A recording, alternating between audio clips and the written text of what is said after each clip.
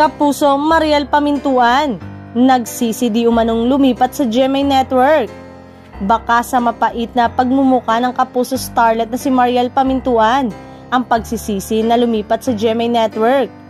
Sa interview ni Luis Manzano sa kanyang vlog na Luis Listen, sinabi nitong walang nangyayari sa karir niya. Sa karir ko, yan ang hindi ko inakalang may encounter kong problema, parang walang nangyayari sa karir ko, sad nito.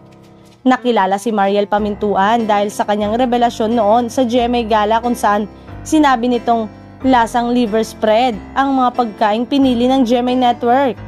Kwento ni Mariel, kaya siya tumigil noon sa pag-arte ay dahil hindi niya raw nakayanan ng pressure sa showbiz at dagdag pa ang mga masama niyang karanasan sa taping. Ilan nga sa hindi niya makalimutang masamang karanasan sa showbiz ay noong namura siya ng direktor kahit bata pa lang siya.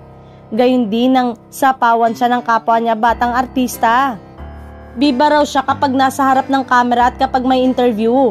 Pero in real life ay tahimik lang daw siya, kaya nang maranasan niya yung sa co-star niya ay hindi niya lang niya ito pinansin para hindi magkaroon pa ng issue.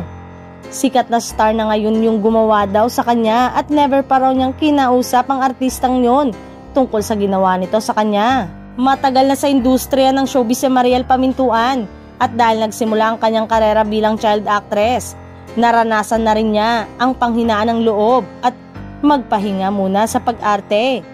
May panahon din na muntik na siyang magkaroon ng big break ngunit naudlot din ang lahat.